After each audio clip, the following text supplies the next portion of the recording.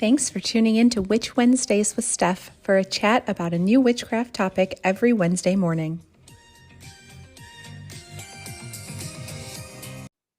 Welcome back to Witch Wednesdays. I am Steph, and you are listening to episode 82, How to Tell People You're a Witch, which is something that I have gotten a lot of questions and commentary about of just how to share this. It's often called quote unquote coming out of the broom closet. Some people don't like that term because coming out of the closet is associated obviously with the LGBT community, and some people are sensitive about, which is kind of co-opting that word, and it really can go back and forth. So we are just calling this how to tell people you're a witch. So whichever terminology you like to use. And I actually have a guest here with me today because we have very different experiences of how to tell somebody that you're a witch. So I thought she would be a really good addition to this episode. So I am going to let Becca tell you about herself, her practice, and where you can find her online. Okay, hi guys. My name's Becca. You might see me under my handle, The Stitching Witch. But basically, I am an eclectic hedge witch who works with 4 different deities. I practice a lot of green magic. I have been practicing witchcraft for about 10 years. So I do have a little bit of experience and stuff. But if you want to see more stuff about me, I have an Instagram that is The Stitching Witch, and then I'm doing a YouTube project, I guess, where I post a daily video about witchcraft every day for a year and a day. It's called the Year of the Witch. So I'm about halfway through that right now, and it's a big undertaking. It's super fun. Your videos are great. They're thank you. wide range of videos and topics, and just you need a daily dose of witchcraft. It's a great channel. Thank you. I am really trying to encompass everything that I can, but there's just so much, and I'm already oh my gosh. I have so many topic ideas. Yeah, exactly. And as always, when I post these show notes at witchwednesdays.com and over on Patreon, I will have all of those things linked so you can find Becca / The Stitching Witch on all of those places easily. So we are going to get into this idea of how to tell people you're a witch. And I have talked about this before, and so has Tara in previous episodes, where we have mentioned that we did not have a difficult time with this. We both of our families know, my immediate family knows, which is my husband and my mom and my dad. My dad passed away in November, but he knew before that. And I did not have any issues with telling any of those people, because I have always been sort of strange in my beliefs. I always, from day one, sort of rebelled against my family is Catholic. I talked about that before, that I've gone to Catholic school, and I always took issue. I was questioning from day one the religious aspects. I was never good at that. So I think they all knew that I was going to go down a different path from that wasn't for me. And I didn't have any negative reactions. And I think part of that was they kind of knew it was coming. And the fact that I have a Scorpio forceful personality is kind of the best way that I can say that if somebody doesn't like me or what I'm doing, I can cut them out of my life very easily. So I don't feel bad if anybody if I was I'm a witch. I don't think anybody in my life who knows me well enough would be brave enough to call me on it in a negative way. Right. Because I can be a very testy, confrontational personality. So I have a Scorpio rising. I totally get it. We're kind of tough. We're kind of tough to deal with. But I have it's a very confrontational personality that if I told somebody a witch and they reacted, I don't think anybody in my life would be brave enough to react negatively, to be honest. But if they did react negatively, I would have no issue sort of shutting that down, getting rid of that person and walking away. So I don't have any negative sort of stories to tell, or it being particularly difficult for me. And I know that there are a lot of listeners to this podcast who it has been very difficult for them. And they do have very religious families, and they have already experienced some negative reactions, or they would like to tell people and are afraid because they do have these very religious families and people who they think they are going to react negatively. And that is why I wanted to have a guest that did not have all of these, positive or neutral experiences that I had, to sort of shed some light on that side of things. Yeah, definitely. So do you want me just to hop right into? Oh yeah. Okay, so I kind of am coming from a unique perspective on this because I did start practicing when I was like 13 years old. So I'm only 23. But I've been practicing for 10 years, meaning that I started literally as a child. So there was a lot of stuff that I like couldn't do that like I can do as an adult, i.e., like setting some boundaries.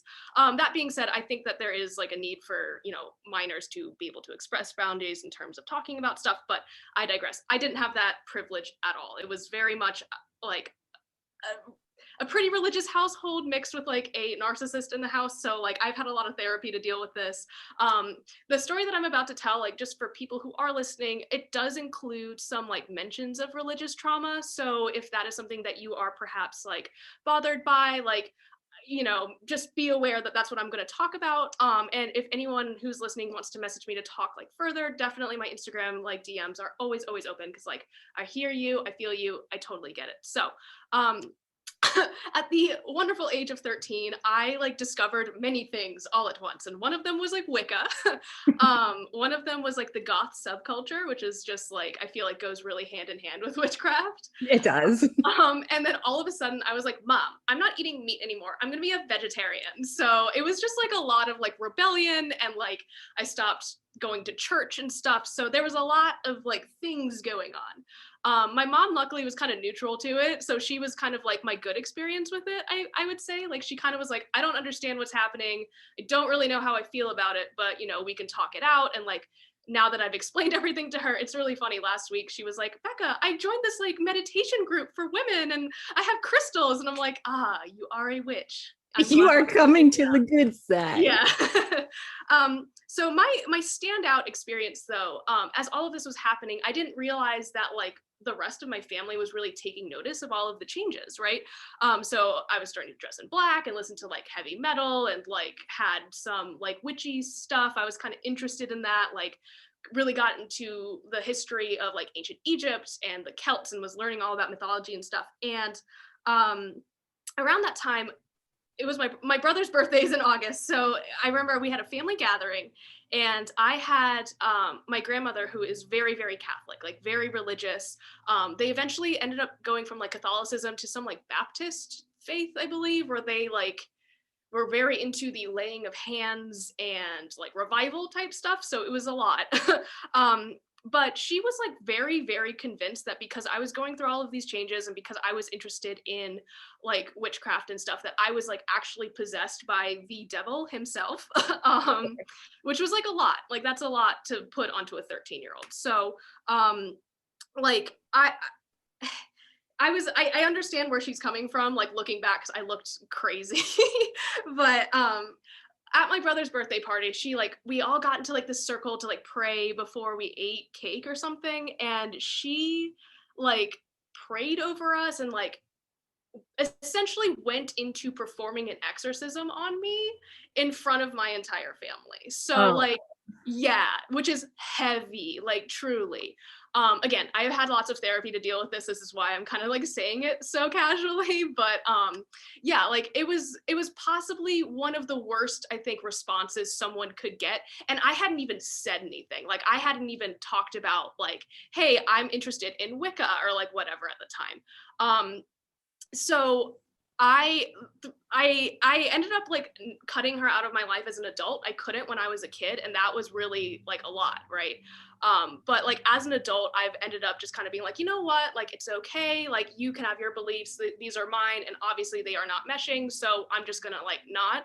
And I think that is a really valid response to some stuff. Obviously I'm not telling people just be like, don't ever talk to your family again. Like that's not what I'm saying. But yeah, I think it's very good to have this opposite, opinion because I have not talked to my grandmother in 20 something years. Yeah. So I'm like totally opposite. I'm like, you can totally cut out your family. It's fine. So it's great to have a complete other side of the spectrum. Right. Yeah, absolutely. Like, and I feel like sometimes that is definitely something that, like, when it comes down to it, if it gets to the point that like they are performing exorcisms on you and believe that like this man is going to put his hands on you and you are going to speak in tongues and stuff like that, because that also happened following this event.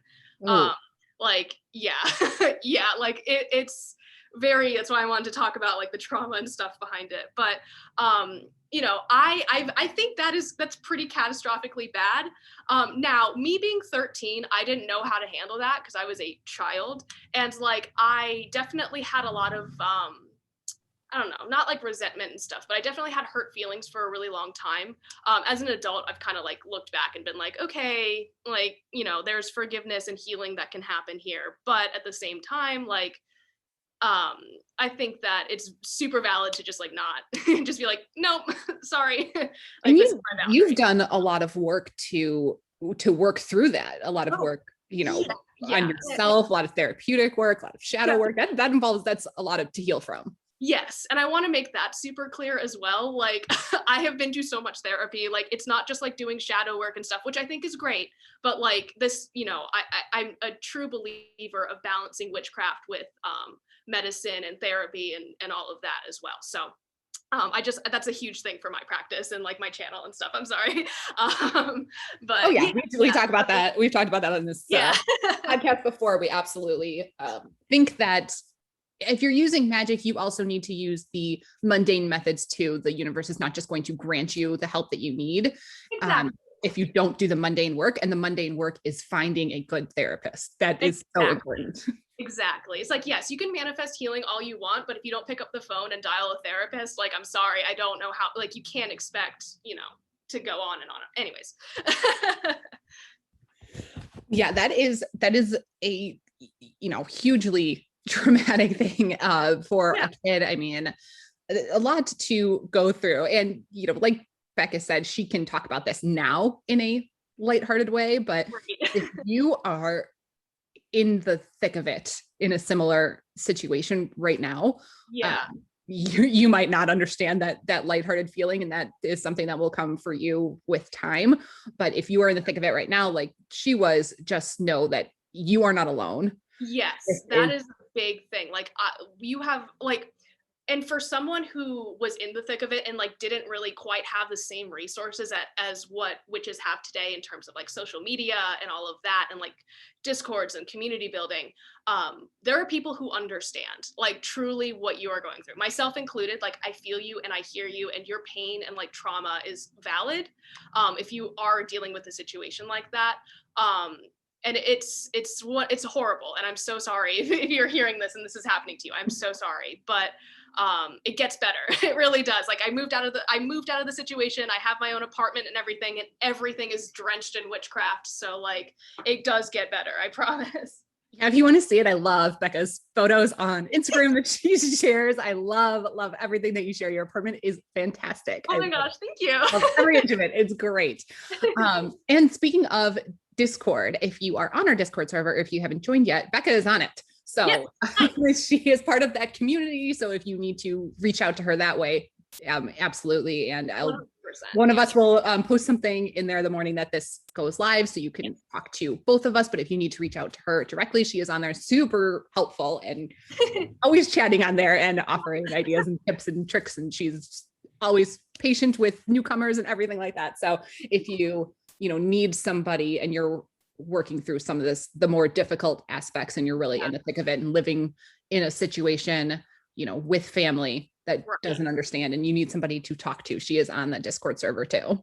And as always, my inbox is always open to people. That's like a very important thing for me to like get across, is like, I'm here as a resource if anyone needs to talk. Like, yeah, it's definitely something that many witches have experienced at one point or another, because unfortunately there is so many varieties of prejudice out there. There's I wish that there wasn't, but definitely. And I think there's like this stigma about witchcraft that it's like all evil and, whatever. But I think when people start to understand the core of the religion, like or the practice, I should say, not religion, but, the nature-based path, or perhaps like kitchen witchcraft, like that, is a good, I think, like segue into telling people that you're a witch. So it's like the little things that I think that are good to like introduce people to like dip your toe in, but that's my 2 cents.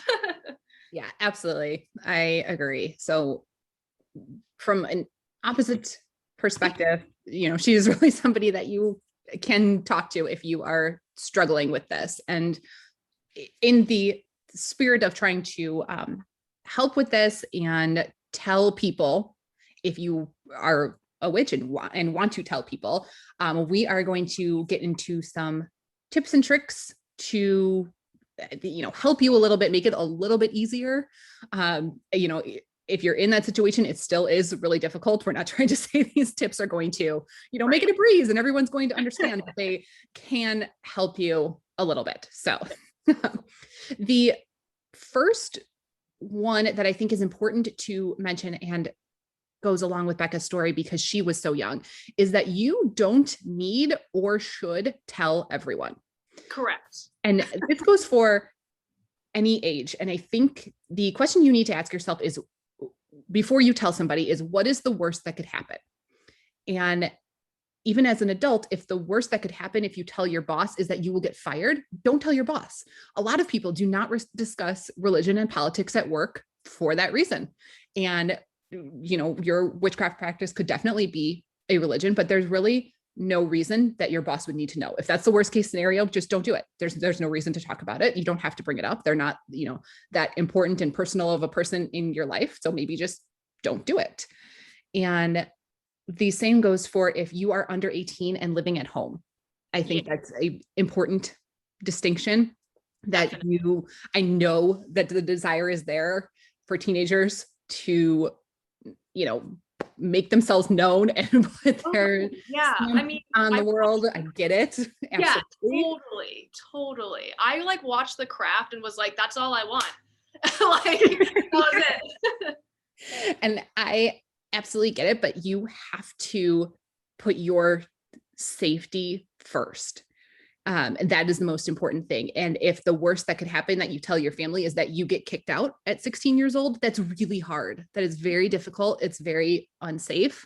And I absolutely understand the desire to want to do that and to be out in the open, because that is who you are as a person. I deeply understand that and respect it. But at the same time, if it's going to negatively affect your safety and your living situation, then you might just want to wait 2 years until you move out. That's not definitely the answer that a lot of teenagers want to hear, but you really have to put your safety first. Yeah, I definitely agree with you. I also think that like a good point to this, I was in the broom closet for like up until maybe like 2 years ago, to be honest. Like I never openly was like, I'm a witch. But I think that there's something to be said about the time that I did spend, privately practicing. And I think that not being able to talk to anybody else about it really, and especially like growing up where I did, there was not too many other pagans around. It wasn't like, the most accepting and like open of all of that. But I think having that private personal practice like really strengthened my studies, because I was the one holding myself accountable to it. So, my craft was just as strong as I wanted to make it, like as strong as my willpower was, I guess, to like study and do the work and learn about casting circle and the correspondences and all of that. I think that like, I don't know, that early practice of like doing it myself and not really being able to branch out really strengthened it, is what I'm trying to say. So I think that it's valid, and it's you're not under any obligation to tell anybody ever if you don't want to. So yeah. If you have no desire to ever tell anybody, that is absolutely your prerogative. You don't need to tell everyone. There's lots of instances, even as an adult, where you shouldn't. If you are in a particularly conservative area, this is, South, if you're in the South in the Bible Belt kind of, then it can actually be a physical danger to you to tell people. You might get physically harmed. You might get your house vandalized if you tell neighbors that do not agree with you. So there is a lot of danger that can come with that. So you really need to trust your own intuition about who you should tell. I know that we like all have this desire to tell everybody in the world, but in some places that's just not the safest move. So I really urge people to put their safety first. Definitely. So after that, so when you actually do want to tell people and you feel like it's either really important, like there's somebody, you know, very personal to you that it's important to tell them, or you think that, you know, they will understand and react positively. We do have some tips for how to tell people like that. And the first one that I have is to not use antagonistic statements to tell people, which is kind of what Becca did when she was 13 in that sort of rebellious phase where you're like, I am not eating meat anymore. Like, like doing that. And in a witchcraft way, that an antagonistic statement would be like, I reject all of your Christian beliefs that you raised me on. I have no respect for it anymore. I'm not going to church with you anymore. I am not coming to dinner on Christmas. Like all of those things are very, like you're approaching it in a very negative manner, and people are going to respond negatively in kind. Yeah, I definitely did that though too. Like looking back, I'm like, yeah, I definitely was kind of like, I don't want to go to church anymore. Like this is stupid. And it did not help. It did nothing to help. I was just, it made it worse. So yeah, when somebody comes at you like that, you respond negatively too. Right. You know, even if you know, are open to it and agree, you know, with what they're saying, if they just come out with you with that like tone of voice or that very aggressive personality, you are already like, nope, whatever is going to come out of your mouth, I do not like it. So definitely don't start with those antagonistic statements, especially if you're telling family or something, and those traditions of going to church and Christmas dinner and all those things are very important to them. That's part of your family traditions and your beliefs. And part of the reason why people react negatively when you tell them that is because they think they're losing you. Right. And they, especially if, you know, religion and religious traditions are a big part of your family, then they think that they're losing you and you are not going to be at those things anymore. And especially for parents, that can be very difficult. So I think part of not being antagonistic is also reassuring them that you still have things in common and you are not going to completely bail on those things. Like, yes, maybe, you know, church is going to be one of those things that's not going to happen anymore, but Christmas and Yule are basically the same thing. Right. Exactly. So, you know, start with that. Be like, you know what, I actually don't, you know, believe in Christmas. Maybe that's not, you know, my belief system anymore.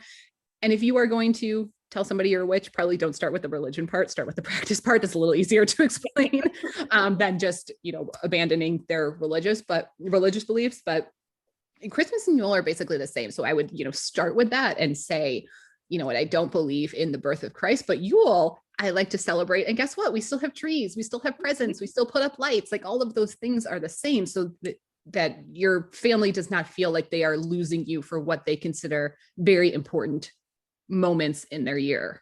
Exactly. And I think that is definitely like a major concern of a lot of people is like, wait, and I think it's also a fear of the unknown because they're like, I have never heard of this. What do you mean you're a witch? Witches are bad and like green and like fly around on broomsticks and stuff. Like, I think that there's just like that negative image that people just like instinctively react to. But I have found definitely when you approach it from like a calm demeanor and just aren't inflammatory about it and sometimes I even simplify it. I'm like, no, I just really love plants. Like, I just love nature and like I just really, and that is usually like the gateway into people being like, oh, that's cool. Tell me more. So yeah.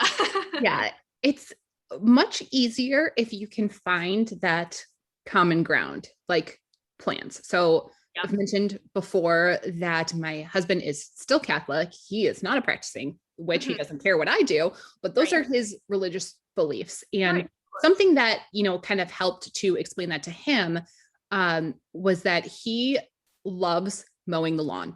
like, which is my most hated task, but fine, whatever. He loves it. He's like, I find it really peaceful and therapeutic. And that's his time where he's like, I feel like I can talk to God because I'm in nature and like just, doing my own like solitary thing.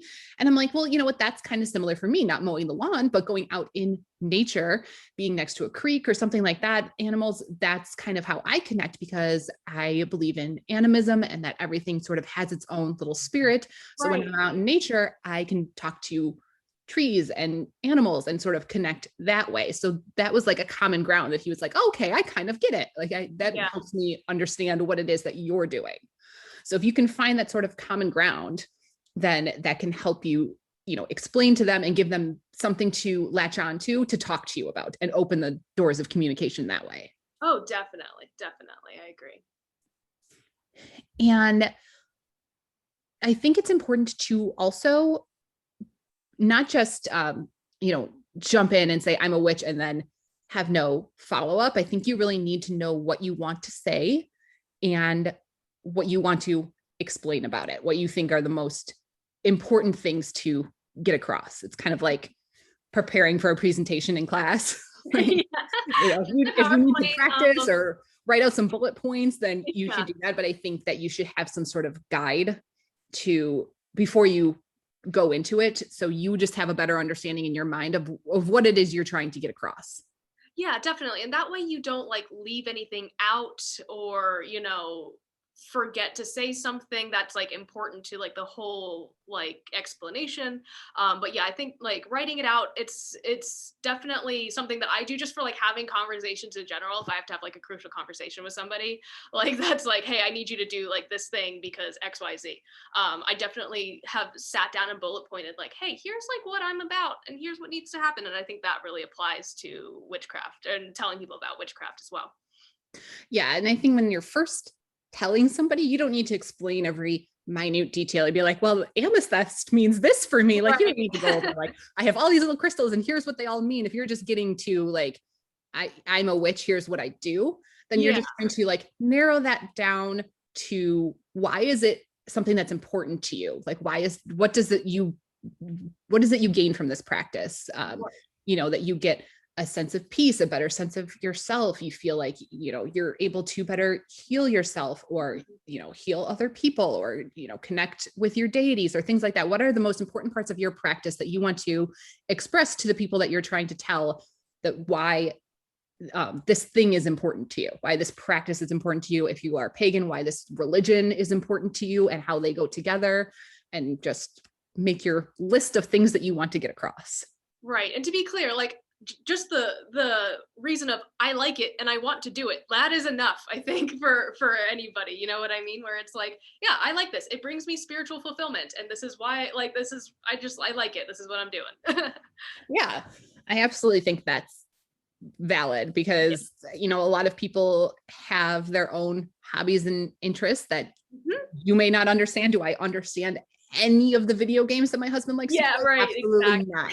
I've absolutely no understanding of them, no interest in them, but you know what? He likes it and that's all he has to say to me. Like, I don't need to know why you're buying this new video game. It has nothing to do with me. Enjoy it. If that brings you joy and you enjoy doing it and brings you, relaxation and peace and whatever it is, then you go for it. Like, that's none of, my business. And we hope that whoever you're telling that you're a witch would respond in the same way, but we know that's not often the case. The next point that I really want to make is that going along with being, prepared with what you want to say is to be prepared for questions, even if to you they seem rude or silly. I think questions are actually a good thing, even if they're not phrased right. And even if the question is, which I get all the time, are you going to hex me? Or do you worship the devil? Right. Get that all the time. And of course, for me, I respond snarky. Like, if somebody says, like, are you going to hex me? Like, why? What did you do? Why do you deserve it? Tell me.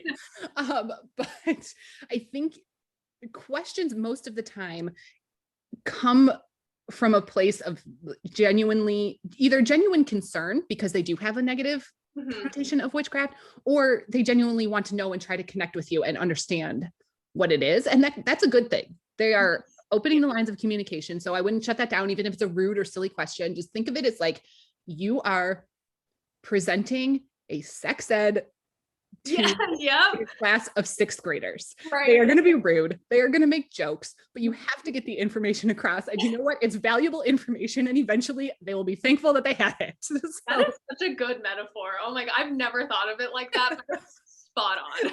That is how you have to present it. Like, I think I got that in 5th grade and we were jerks. Like, they didn't split up boys and girls and we were awful. Like, I have clear memories of like the whole class being in giggles and we were just all the questions were rude or stupid. And like looking back, and I'm like, my teacher, this 5th grade teacher who does this every year, had the patience of a saint. Like, what a woman you are to put up with that. Honestly. year after year. And you just have to go into it with that like patient mindset that like they're not being stupid or silly on purpose. Right. They honestly don't know. If they've never read a book on witchcraft and you're the first witch they've come across, they don't know that they are being rude or stupid or silly with their questions. They are genuinely trying to get information, and they have heard their whole life that you work with the devil. Right. So if you don't, then that's something that you have to explain. She's like, no, I'm sorry, I don't actually believe in that, like that not pantheon, but that belief system. Like, that doesn't even equate into my beliefs. So yeah. Oh no. Yes. And we have a whole episode on that. I think it was like maybe the second one of common misconceptions. We go over the belief of the devil, that devil is a Christian construct. I am not Christian, therefore there is no devil for me. That's a pretty simple, explanation. But, you can direct them to this podcast if they have questions on what the basics of being a witch is, like episodes 1 through 10. So you can tell them that way. But I think you just really go into it with a sense of patience and, let them ask their questions. If they ask you, oh man, are you like going to hex me? Which my husband still says when I start pulling out the stuff, like he knows by now which certain ingredients that I have, amazing. Based on like what they look like or how bad they smell, that it's going to be something negative, that like either the neighbors did. I have terrible neighbors. I'm still trying to get them to move out, but they are just a pain. And it's hard to get the spells to work because they're never home. That's like the problem is like their home's under construction and it has been for 5 years. So I can never like time it exactly right. So but when they're here, they're very difficult. So like start pulling out certain things. He's like, well, that smells awful. So, it's gotta be something negative. He will still say, are you going to hex me? And I still say, why? What'd you do? What did you do to deserve it? My response is like, are you trying to find out? Like, what did you do to deserve it? Right. Exactly. But when somebody says that, when you're first telling them, you could say either that's not part of my, some witches, hex and jinx and things like that, but that's not part of my practice. Here's what I do. I am a kitchen witch or green witch, and I just want to like heal and protect people and protect the house and do this. Or you can say, I do hex and jinx people, but it's for, people like bad neighbors or cut me off in traffic or stole my parking spot. Like they need a little, send their negative energy back to them sort of thing, and, explain it that way. So, but you just have to, do it with a sense that they are not always coming from a negative place. I know that to us, it sounds like it because we're so well versed in what it is that we do and what witches believe, that questions like that sound like nonsense, but to them, that's a legitimate question. No, totally. I kind of live by the adage that like you catch more flies with honey. So like I try to be as nice as possible in like any situation I can be. Nothing like gets accomplished by like rising to the like, or stooping, I guess, to their level and like meeting that energy when you could just be nice. Because if someone's being kind of a jerk and like, like, oh, are you a witch? Like as soon as you're nice to them, they're like, like it throws them off like super, super hard, which is hilarious. Also informative. And my husband and my mom are the exact same way as you, where they're like, nope, we're just going to let it go and be a nice person. And, they're going to realize that they were, mean or rude or whatever it was and feel badly that they acted that way. I am not. I stoop to their level. I'm okay with that. You know what? Sometimes the situation calls to stooping to their level. And like I said, I'm a confrontational person, so I will do it. But I think that I'm at the point where I mean, that's just my personality in general, but I also know that I'm safe in my environment, Yes, which I think that's is also really very important. I don't yeah. think I would react that way to people if I, first of all, wasn't in Chicago. Chicago's very open to a lot of different things. Yeah, I Mhm. mean, of course, you're going to find, prejudice of all kinds like anywhere, but I Sure. feel like for, witchcraft and things like that, big city living is a little easier. Yes, definitely. Um, Which from the country, yeah, yeah. So city, it's a little easier. I'm confident now that my family and friends won't react negatively, so I can, say what I want. And also, my husband is 6'4" and 250 pounds of muscle, so there you go. nobody's going to mess with me. Nice. Like they see him and they're like, you know what? Let her mouth off and say whatever she says. I love it. So I feel confident in my surroundings, which I think is important. I feel safe enough to respond by being a little brat. But if you are a bigger person, a better person like Becca, then I think that is a great, It's not even it. I'm just too tired to argue. I honestly, I respect people who are of that mindset of catching more flies with honey. Like, I think that you are great people, and most of my friends are like that. And I think that's why they're attracted to me, because I do the standing up for them, like That's amazing. confrontational on their behalf. But I have great respect for you guys, because I think that you are more emotionally evolved than I am. No. I'm okay with it. Oh my gosh. So I think that, it can go either way. And I do understand, obviously, that, idea of lashing out and wanting to be rude when you get a rude question. But I think if it's, friends and family and somebody that you're really trying to tell and respect, I don't think that they are asking you those questions coming from a place of bad intention. Yeah, Just definitely. And try if to they remember come that. from a place of like bad intention, if they are mocking you, because that was a big thing for me. Like once like that whole situation happened, it was like the joke of the family that, oh, Becca's a witch, and like, people would just like say dumb stuff to me, which is why I think I am a little bit desensitized to it, because I'm just like, I've heard it all, throw them at me, do it.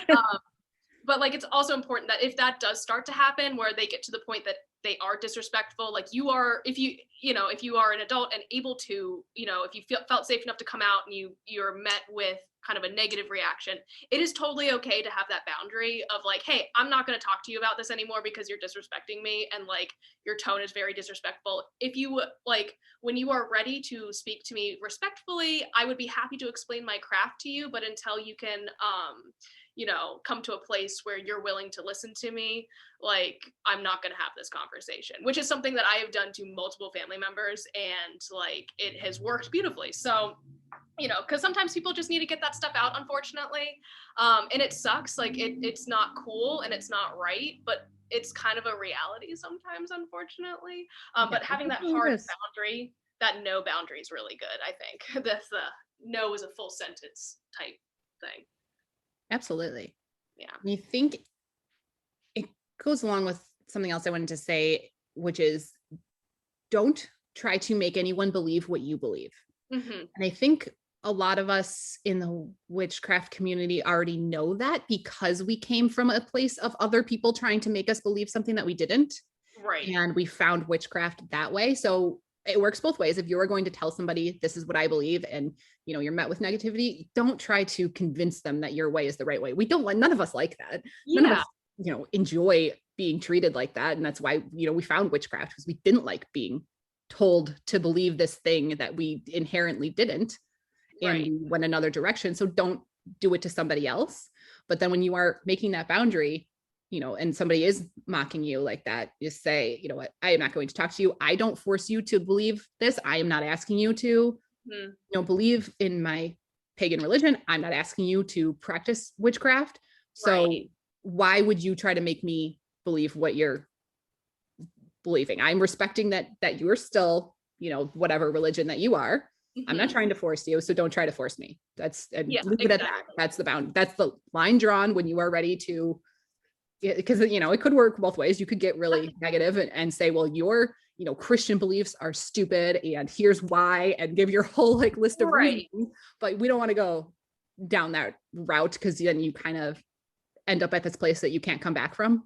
Right. And I feel like once you say, well, your religion is fake and blah, blah, it turns off the dialogue between people. Because as soon as you like say like definitively like, hey, your religion is stupid or whatever, and this goes both ways, I think the listening kind of turns off, because now you're not determined to like hear each other out, you're determined to be right. And like that's just not going to necessarily solve anything with two people with two different belief systems. So that's kind of like where I agree that like the boundary of like, hey, this is like where I am and this is what I do and that's what you do and that's okay, I'm just not going to interact with it, and whatever. I think that's kind of where definite boundaries can be set up for yourself between you and anyone who might be kind of questioning what you're doing. Yeah, I think a lot of times we have an idea in our mind of how the conversation is going to go. Yeah. And when it doesn't, we don't like that. We all like respond negatively. Like we will rehearse the conversation and the argument in the shower like 12 times. And when it does not go the way that you planned, that is very disheartening. And you might be, like told your brother and thought that he was going to, be supportive and all, like he was in all of the other things you've told him over the years. And all of a sudden on this one, you get pushback. Right. That can be very upsetting and can make you want to lash out and tell him that, well, your beliefs are stupid and I'm, more evolved than you and I'm clearly smarter because I believe these things. Like that's something that you're never going to get back on the same page. Right. Exactly. And I think that comes back to, that's a family member that it might be feeling that same way, that he's losing you in some way. Yeah. That he's losing traditions and holidays and things like that, that's why he's reacting negatively, in which case I know it's hard, but take a step back and take time away. Like just don't fight it out in the moment because that will be very difficult. And in that moment, he needs time to process too. Mm-hmm. The information that you just gave him, it's a lot to throw at him. So maybe in that moment he reacted negatively, give it 2 weeks. Don't talk about it again. Just let everybody cool off and then come back to it and be like, I understand why you reacted negatively, but here's some things we still have in common. Here's how we're still going to celebrate holidays together. Here's some ways that my practice can help you. Like, look at these things that I can do. I can help you grow your plants. I've got a green thumb now. Yeah. Like I know things at work. I can, help you heal your common cold if you're, a kitchen witch. Like all of these things that you know how to do, you can then show, your brother, like, I can help you with these things. Look at this. I can like make this little charm bag that will be better for your studies and you're going to ace your test now. Like all of those things that can be helpful. Exactly. That's easier to get across and for them to receive if everybody's got cooler heads. Yeah. And I think that like the walking away and reconvening thing, that is something that like if my mom and I were ever like getting heated at each other, like when I was a teenager, like that was like the thing. She'd be like, look, I can tell that this conversation is not going anywhere. I'm going to leave. Whenever you have cooled off, you can come to me and we can talk about it. So like, that's kind of where I get my philosophy from in terms of like approaching people with like tough subjects, like the big subjects, like religion and all of that. And I think that's helped me a lot in terms of like just telling people and just being like, hello, I'm a witch, like surprise. Yes, I have healing rocks and also love tea. Like, hello. I collect sticks. Yeah. I'm like, I'm usually covered in dirt and like probably in the woods, but you know what? It's cool, dude. Like, I can tell you what phase the moon is in. Yeah. Just really like the moon a lot. I know. I think we all have that in common. That it's really, we like to pretend that it's this really like high ritual magic and like all of these, fancy things that we've got going on. Like, no, we're just staring at the moon, collecting. Yeah. It's like very esoteric, like, and then it's like, no. I kind of forgot to put out moon water until about 20 minutes ago, but you know what? It's sure gonna happen today. I think we're all like that, but that's definitely the coming back at it with a cooler head. And I think definitely. A lot of people who are struggling with this are, minors still. Yeah. And cool heads is tough. I get that. At that age, I had absolutely zero cool until I was like 17. I fought everyone on everything. So I completely understand. Right. Not being able to do it and wanting to fight it out in the moment and resolve it.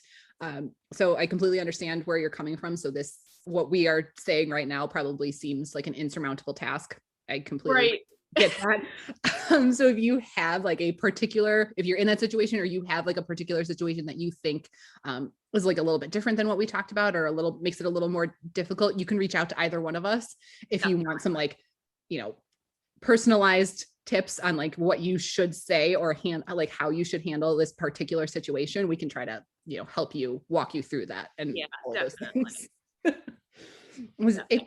Everybody is different, everyone's going to react differently, and everyone's families come from different areas and different religious backgrounds, that they're all going to respond in very different ways. Mm-hmm. So you will know how best to approach the situation, but yeah, it's going to be, if you're listening to this episode, it's because you know that there is going to be pushback. Yeah. And I think that sometimes like I whenever I'm telling somebody about it, I kind of go into it, and maybe this isn't like the best, but I kind of go into it just assuming that there's going to be pushback. So that way I'm like mentally prepared to like answer the questions. And like, if I do have to get into that situation, I'll also like, I'll wear protective jewelry. I wear black anyways, because I'm a goth, but like, I wear like protective colors. If you are interested in like glamour magics, there are like ways you can enchant your eyeliner to like make you look more tough and stuff, and like there's different symbols. It's really cool. But there's a lot of ways that you can like magically prepare yourself like to go into it, which is kind of something that I learned like via working with the Morrigan. I was like, oh, this is actually really great. So cool. But there's definitely ways to protect yourself magically against like that negative energy. So like having crystals, or maybe a charm bag or something like that, or an enchanted protective amulet. Anything like that. I also recommend, if you wanted to, just have a little bit of extra protection. And then if it does get emotional, I recommend like grounding and centering afterwards, just to get your emotions back, and like any excess like energy that you might be feeling. Cause I think that emotional like conversations definitely have like a certain energy to it. That's really overwhelming. So that's also something that I do recommend for people, because that would help me a lot, and I didn't do it. Yeah, if you have that, protective bubble around you, can definitely help. And if you think it's going to go another way, like if you think instead of protection that you need confidence, like if somebody confronts you, or you get pushback, and you're the type of person that cries, which a lot of us women do that. We like get so frustrated that we cry. It's not that we're sad, we're so frustrated with the situation that there's like no alternative but to cry. Then maybe something like for like a confidence builder, there are lots of different ways, like positivity or happiness, like all of those things you can do in advance to get ready for what you think is going to be a tough conversation. Definitely. I think most of mine were not. I don't think I had any negative pushback. I don't think I had any questions, or like definitely no pushback. I don't think I had anything at all. I think people just kind of assumed before I even did anything, and it was like, I'm a witch. They're like, yeah, you are. Okay. Right. You're like, yeah, duh, thanks. good conversation. Yeah. So and I think like the more that you interact with that person using your witchcraft in a positive way is a good thing to build that relationship back up, and just kind of mentioning it once they like soften to the idea. And the next time that you see them at dinner, you can be like, oh, look at this, pretty ring that I'm wearing. This is actually, a whatever crystal it is that you really like. And I enchanted it because I was feeling a little stressed today. So this is my anti-anxiety one. And, it's really helping me. Like, I feel really positive, about this day and going into it. And here's why it helped me. That can be a really easy and positive interaction to kind of show like, look at these witchy things that I'm doing in my day to day. This is kind of how I live. And it's really nothing like what you thought it was. Definitely. I had to have that conversation with my boyfriend when he moved in, because I was like, hey, just so you know, like I have an altar. And at first he was kind of like, oh, are these your healing rocks? And I was like, well, these are my crystals, and here's what this one does, and yada, yada, yada. And like now, like that was towards the beginning of our relationship. And now he's like excited to come with me to the store, because he's like, do I get to look at the rocks? And I'm like, yes, baby. Yes. Yeah. And he like built me a shelf for like all of my witchcraft stuff too. Like we have shelves that he has built all over the house, but like he built me one specifically for my witchcraft stuff. So like he like in the beginning was like, what are you talking about? But now he's like kind of into it. And I'm like, yes, yes. More positive interactions, especially Yeah, like absolutely. for my husband, it was all of the sort of like, I do a lot of not necessarily green witch because I don't particularly think that I have a green thumb, but more like kitchen witch, hearth witch, like healing kind of stuff that I have. I do a lot of herbalism, so Nice. lots of things that can cure like the common cold and things like that. That's when he really started enjoying that. He was like, this elderberry syrup mix, like, oh my gosh, this is magic. I'm like, yes, it is. It's exactly what it is. Yeah, whenever I mentioned that like bread baking is the central theme to like most of the holidays, he's like, yes, yes. Yes, everything involves feasting. So Yeah. enjoy. You want to eat and also have cool things in our house? Cool. Let me just do this. Yeah, that's what got him on board was all the little, smaller day-to-day things that he was super sick with some sinusy stuff, and I made him a tea incorporating the witchcraft and all these things. He's like, okay, I like this. Okay. These are like, look at me directly benefiting from these little, minor things that you're doing. I'm totally on board. Right. Which I think is, those kinds of things are a little more tangible and easier for people to understand. Like already people know that teas are healing. Oh And yeah. when you and certain herbs have certain properties, people know this already. Like we all sort of collectively believe that. Like Tylenol comes from herbs. Like that's Right. We know that that's how those things work and that they have those properties. So then by introducing that and saying like, actually, like I'm just stirring some little like intention into this, and this is like a witchcraft. You already believe in it. Here's like a tangible thing for you to grab onto to help understand exactly what's going on. That's like a very easy place that most people will get it. Exactly. And I think that like especially these days, like the holistic healing like and health and wellness kind of like industry, I guess, but that's become like more in the mainstream, I suppose. So like I saw a book at Target that was like 101 healing crystals, and it was like had like a galaxy on it and stuff, and I was like, this is Target. What? Yep. Yeah. So I think people are just like getting more and more sensitized, or I don't know, they're experiencing witchcraft more in the like mainstream world, i.e. Target or Barnes and Noble or whatever. So I think that there's definitely I feel like there's a more accepting vibe recently than definitely when I started practicing, when I was 13, being a minor, weird. But in general, I feel like the internet hadn't quite like exploded with paganism yet. Yeah, I completely agree. I do think it's, coming towards, more acceptance, like on a general scale, which is why it is sometimes easier to tell someone you're not as close to, or like a total stranger, to explain, your witchcraft practice, because it's not as personal and emotional as telling family. Oh, totally. Telling family is really, it comes down to they think they're losing you. And that's very difficult for them. But, sometimes like if you tell a stranger, if you want to like practice on a stranger or like a periphery friend that you don't see very often. Yeah. Or just like a random. They're usually more accepting of it. They're like, oh, okay, do your thing. It could be a good starting place. Yeah, exactly. Yes, because I do think it is more mainstream and more people really understand it. Definitely. Now in certain ways, like lots of herbalism things out there, lots of things about crystals are shown everywhere. They're like they have those amethyst clusters at Urban Outfitters. Yeah, exactly. they're everywhere. People are really, coming around to it. Yeah, hey, it's more for me. That's all I gotta say.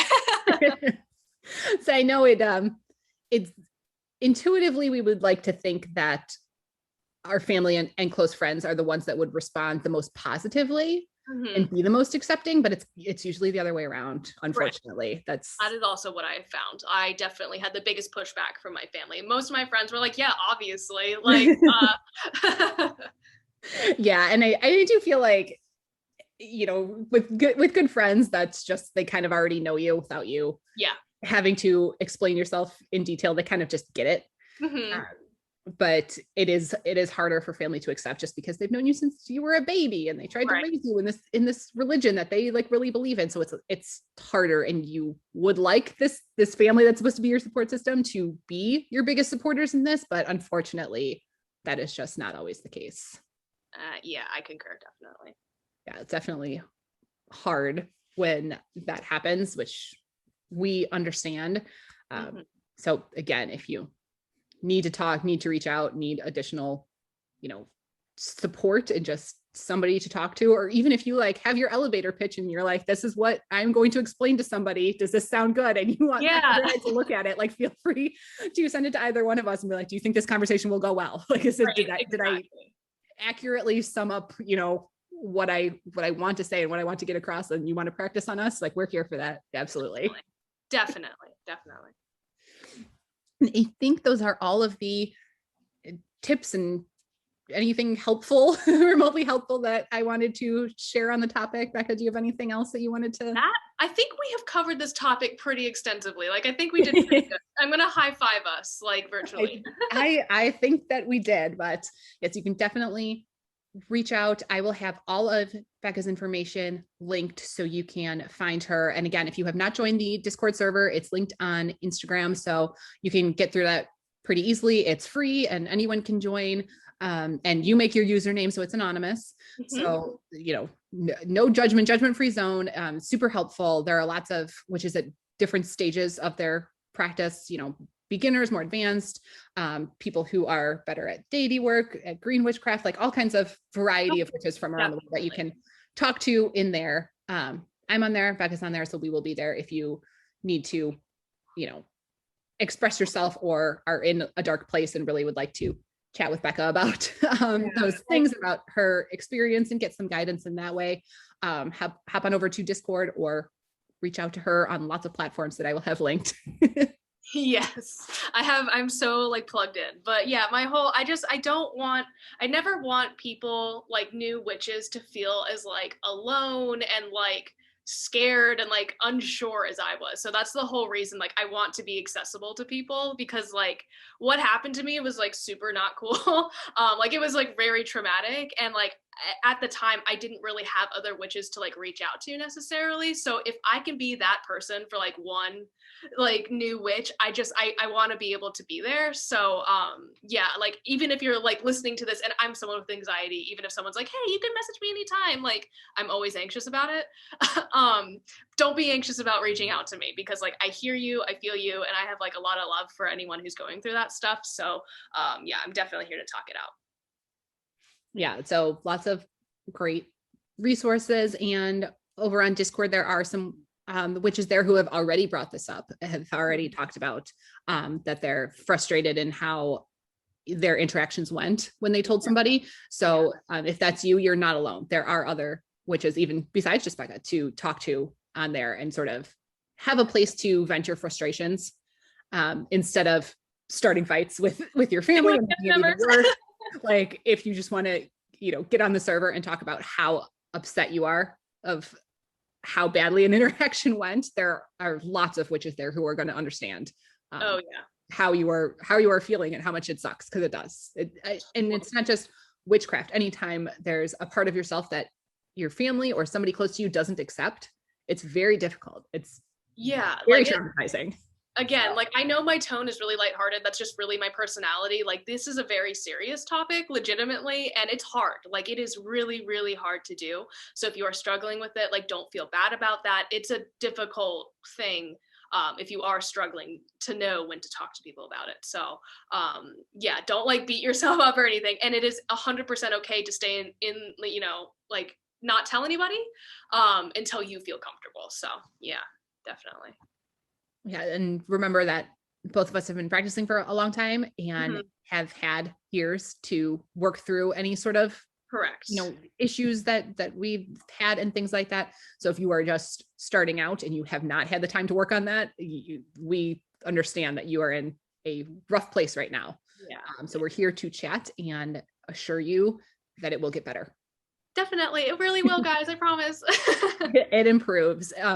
It takes work like anything else, but it improves. It's like, you always tell high schoolers that it's like the worst, but it gets better. It really does. It really does. Oh my gosh, I never thought it would. And like, I sometimes have to like take stock of everything that I do have and like I'm grateful for. I'm like, all right, I'm doing okay. This is great. All right, awesome. So yeah, you guys got it. I believe in all of you. You can do it. But that is everything that we have for this episode. And I think especially this week, we will both be totally responsive. And 100%. Yeah, plugged in a lot so we can respond to your questions and comments and concerns, just so you know that you have support and community. But that is everything for this episode. Becca, thank you so much for being here and sharing. That was, a lot of personal information to share. So thank you. Listen, if anyone can learn from my story or not feel alone from all of that, that's just all I want. And I really appreciate you giving me the platform to talk about it, because it's a big thing, like close to my heart. So yeah. Wonderful to have you. And hopefully we will have Becca back again.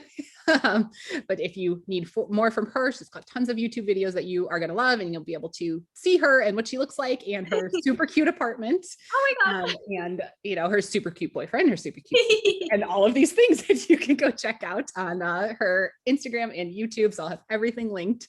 And that is everything. And I will see you guys next week. Need even more witchcraft? Subscribe to Patreon for exclusive bonus content 3 times a week, and order Sabbath boxes and other supplies at witchwednesdays.com. Be sure to follow on Instagram at Witch Wednesdays Podcast.